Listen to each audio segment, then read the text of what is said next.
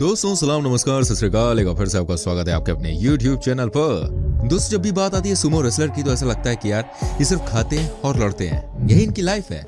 लेकिन आज मैं आपको सुमो रेसलर्स के बारे में बहुत ही इंटरेस्टिंग बातें बताने वाला हूं जो शायद आप नहीं जानते हैं।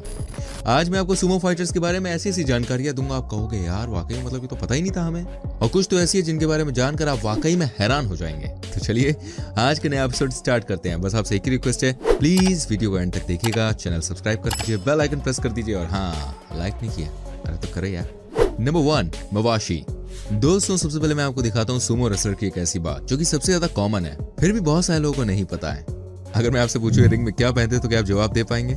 चलिए मैं आपको बताता हूँ। देखिए सुमो रेसलर भाई जो कपड़ा पहनते हैं उसे मवाशी कहा जाता है। ये बहुत ही ट्रेडिशनल नाम है और कहा जाता है कि 17वीं शताब्दी से इसे मवाशी कपड़े के नाम से जाना जाता है। दोस्तों ये कोई मामूली कपड़ा नहीं है, इन्हें पहनने का तरीका भाई साहब ऐसा है, कोई भी इसे पहन सकता है। ये एक ही कपड़े का टुकड़ा होता है जिसे इस तरीके से बांधा जाता है मानो इंडिया में जैसे धोती पहनते हैं, हाँ जी वैसे ही।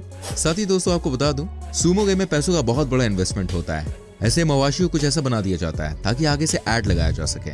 साथ ही आपको बता दूं मवाशी की बेल्ट अलग तरीके की होती है। जी हाँ, जो बड़े रेसलर होते हैं उन्हें अलाउ कर दिया जाता है सिल्वर बेल्ट लगाने को, लेकिन जूनियर लेवल पर सुमो रेसलर को कपड़े से ही काम चलाना पड़ता है।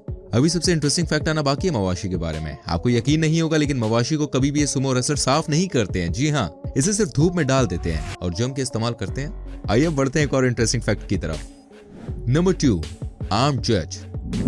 अब मैं आपको बताता हूँ एक और इंटरेस्टिंग फैक्ट। आपने भाई कई बार देखा होगा सुमो फाइट के दौरान जो मैच ऑफिशियल होते हैं जिसे कि रेफरी कहा जाता है, वो ऐसे कपड़े पहनकर आते हैं मानो थिएटर आर्टिस्ट हो। इनके कपड़े सबसे अलग होते हैं। कई लोगों को लगता है मानो ये किसी हॉलीवुड फिल्म के किंग है, लेकिन दोस्तों आज मैं आपको बताता हूँ इसके पीछे की बात क्या है। वेल दोस्तों बात यह है कि 2 तरह के ऑफिशियल होते हैं सुमो की फाइट में। सबसे पहले यानी कि जूनियर लेवल पे जो होते हैं वो सफेद कपड़े पहनते हैं और बिना चप्पल के जूते के होते हैं। उसके बाद आते हैं हायर लेवल पर। वो जो कपड़े पहनते हैं ना उनके कपड़े होते हैं भाई साहब कलरफुल, एकदम रंगीन, जैसे कि आप देख सकते हैं। लेकिन दोस्तों सबसे इंटरेस्टिंग बात तो ये है, जो टॉप मोस्ट लेवल के जज होते हैं वो अपने साथ भैया चाकू लेके आते हैं। जी हाँ, आपको नहीं पता क्यों?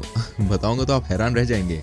जो सबसे टॉप लेवल के रेफरी होते हैं वो चाकू लेकर इसलिए आते हैं क्योंकि अगर गलती से भी उनसे कोई डिसीजन देने में गलती होती है तो वो सीधे हाराकरी परफॉर्म करने लग जाते हैं। आप जानते हैं हाराकरी किसे कहते हैं? अगर नहीं तो समझिए वो अपनी जान दे देते हैं। जी हाँ। Number 3 popularity. दोस्तों इस पॉइंट को देखकर आपको बहुत हंसी भी आएगी। जी हाँ, क्या आप जानते हैं सुमो के रेसलर्स जापान की महिलाओं के बीच में बहुत ज्यादा पॉपुलर है? जी हाँ, जापान की महिलाएं सुमो रेसलर के साथ समय बिताने के लिए भैया पागल हो जाती हैं। लेकिन सुमो रेसलर को कहा जाता है कि वो अपना नारा कभी भी ढीला ना करें।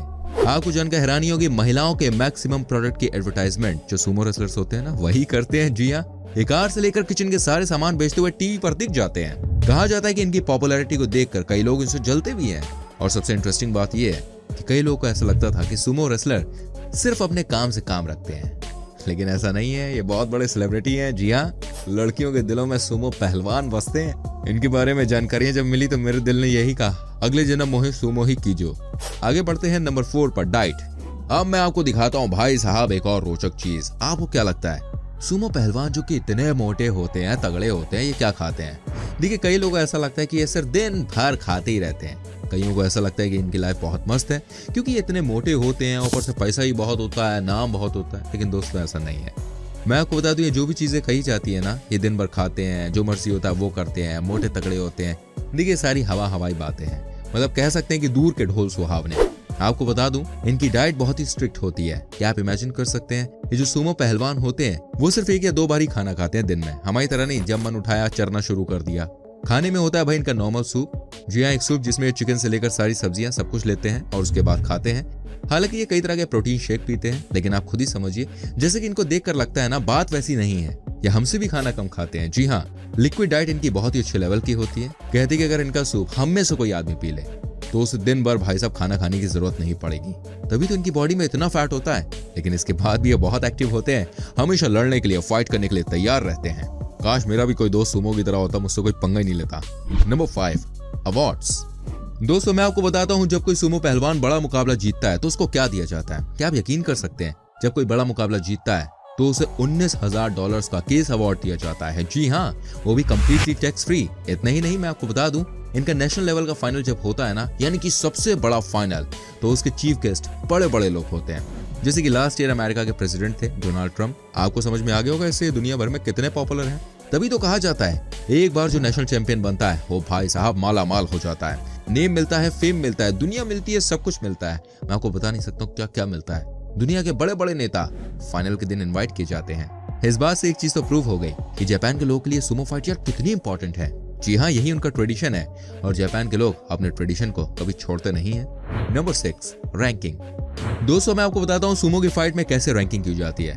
ऐसा नहीं है कि कोई भी किसी से लड़ने लगता है। 2 कैटेगरीज होती हैं, ठीक है, इस फाइट में। सबसे पहले मैं आपको बता दूं पहली फाइट या रैंकिंग के बारे में। तो भाई इसको कहा जाता है लोअर डिवीजन, जिसमें ऐसे फाइटर्स होते हैं जिन्होंने अभी अभी अपने करियर की शुरुआत की है। दूसरी होती है भाई नेशनल रैंकिंग, जिसमें कि सारे टॉप फाइटर्स एक साथ पूल में होते हैं। उसके बाद इन सबका आपस में मुकाबला होता है और जो हारता है वो टूर्नामेंट से बाहर हो जाता है। इसी को कहते हैं दोस्तों रैंकिंग इन Sumo. Number 7, ritual before fight. दोस्तों आपको क्या लगता है ये जो फाइटर होते हैं सीधे रिंग में पहुंचते हैं और चालू हो जाते हैं लड़ना? अगर आपको ऐसा लगता है तो आप गलत हैं। आज मैं आपको बताता हूँ हर सुमो रेसलर लड़ाई से ठीक पहले कम से कम 5 मिनट की प्रार्थना करते हैं, जो कि अलग अलग तरीकों से की जाती है। कहा जाता है कि बिना प्रार्थना किए यहाँ पर कोई भी फाइट की शुरुआत नहीं होती है। आपको बता दूं उसके बाद ये अपने हाथों में पानी लेकर मैट पर छिड़कते हैं। साथ ही दोस्तों बहुत सारा नमक भी फेंकते हैं। आप जानते हैं क्यों? क्योंकि दोनों फाइटर को ये लगता है कि लड़ाई वाली मैट से सारी बुरी शक्तियां गायब हो गई हैं। ये यहाँ का तरीका है। Number 8, heaviest Sumo wrestler. दोस्तों मैं आपको दिखाता हूँ दुनिया के सबसे भारी भरकम सुमो रेसलर को। इनका नाम है एनाटोली मिखाखनोव। कहा जाता है कि जब ये रिंग में उतरा करते थे तो रिंग कांप जाता था। कहते हैं जब ये अपने ऑपोजिशन के सामने आते थे तो एक बार के लिए इनके ऑपोजिशन के पैरों तले जमीन खिसक जाया करती थी। आपको यकीन नहीं होगा लेकिन मैं आपको बता दूं इसकी वजह थी इनका वेट। जी हाँ, 264 किलोग्राम इनका वेट था। कहा जाता है कि ये सुमो फाइटर के इतिहास में सबसे ज्यादा वजनदार रेसलर थे। इनके नाम की आज भी बहुत इज्जत है और सबके सब सुमो पहलवान इनकी तरह ही बनना चाहते हैं। वाकई में इनकी पर्सनालिटी देखकर किसी की भी जान निकल जाए। Number 9, body builder Sumo.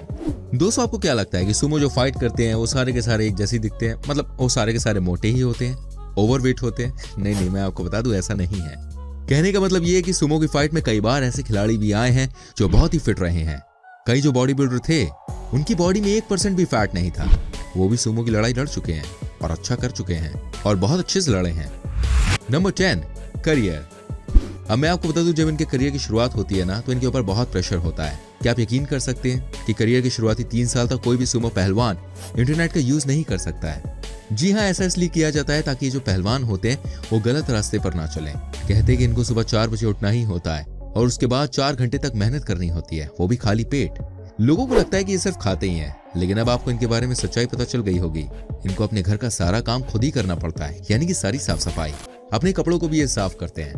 भाई सुमो की लाइफ इतनी आसान नहीं होती है, इन्हें सब कुछ खुद करना पड़ता है।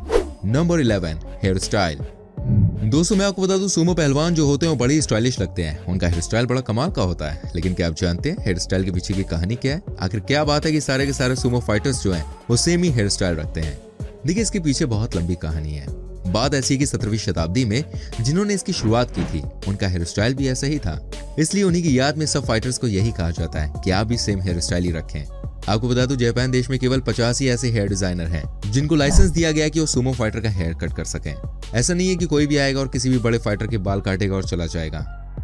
Number 12, no driving. दोस्तों एंड में मैं आपको बताता हूँ सुमो पहलवान के बारे में वो बात जो वाकई में आपको चौंका देगी। क्या आप जानते हैं दुनिया में कोई भी सुमो पहलवान अपनी लाइफ में कभी भी ड्राइव नहीं कर सकता। जी हाँ, ये बहुत ही कड़ा नियम बनाया गया है। इस नियम को बनाया है वहां की एसोसिएशन ने। कहा जाता है कि जब मोटे पहलवान ड्राइव करते हैं किसी कार को या किसी भी गाड़ी को तो खतरा बना रहता है, उनके लिए भी और रोड पर चलने वाले लोगों के लिए भी। इसलिए कहते हैं कि वहां के रूल के हिसाब से कोई भी सुमो कभी भी कोई गाड़ी ड्राइव नहीं कर सकता, उसको ड्राइवर रखना ही होगा। और अगर मान लीजिए वो पकड़ा जाता है तो life time sumo wrestling mat पर बैन लग जाएगा उसके लिए। आपको बता दूं ये रूल तब लगाया गया जब 2012 में 2 सुमो रेसलर्स कार चलाते हुए भयानक एक्सीडेंट का शिकार हो गए और वो बच नहीं सके। बाद में पता चला कि वो अपने मोटे पेट की वजह से कार को ठीक से कंट्रोल नहीं कर पाए। उम्मीद करता हूं दोस्तों आपको ये सुमो के बारे में जानकारियां पसंद आई होंगी।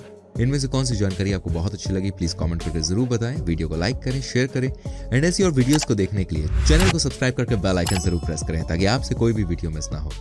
मिलता हूं अगली वीडियो में। Till then bye bye, take care everyone.